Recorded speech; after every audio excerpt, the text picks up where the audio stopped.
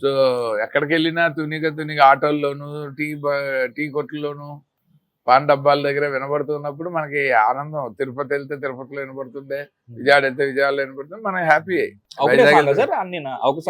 ఎక్కువ తూనిగా, తర్వాత కిటకిట తలుపులు, ఎవరినెప్పుడు, మొత్తం ఆల్బమ్ హిట్ అది. చాలా రేర్ కదా సార్ ఆకాశాన అన్ని ఏజ్ గ్రూప్ కి రిలేట్ అవ్వడం.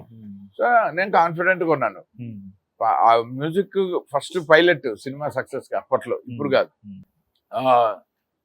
సో అది ఎప్పుడైతే హిట్ అయిందో ఇంకా న్యాచురల్ గా కాన్ఫిడెంట్ గా ఉన్నాను. మేము ఆడియో ఫంక్షన్ కూడా బాగా క్యూట్ గా ఫ్యామిలీ ఫంక్షన్ లా చేశారు ఎంఎస్ రాజు గారు తాజ్ బంజారాలో. ఓన్లీ మీడియా నుంచి మా పిఆర్ఓ అండ్ టీము, బిఆర్ రాజు గారు వాళ్ళ టీము, మేమందరము ఒక డిన్నర్ సెటప్ లాగా ఇలా టేబుల్స్ అన్ని పెట్టుకుని అందరూ వాళ్ళ ఫ్యామిలీస్ తో ఒక టేబుల్ ఆక్యుపై చేసాం. సీతారాం శాస్త్రి గారి ఫ్యామిలీ, ఆర్పి పట్నాయక్ గారి ఫ్యామిలీ, మా ఫ్యామిలీ, ఎంఎస్ రాజు గారి ఫ్యామిలీ, ఎస్ గోపాల్ రెడ్డి గారి ఫ్యామిలీ, ఇలా సినిమాలో ఇన్వాల్వ్ అయిన వాళ్ళందరి ఫ్యామిలీస్ కి ఫ్యామిలీకి ఒక టేబుల్ చెప్పని పెట్టి అదే ఫంక్షన్. No stage, nothing.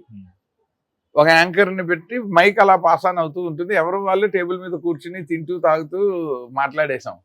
ఆ వీడియో ఫుటేజే ఆడియో ఫంక్షన్.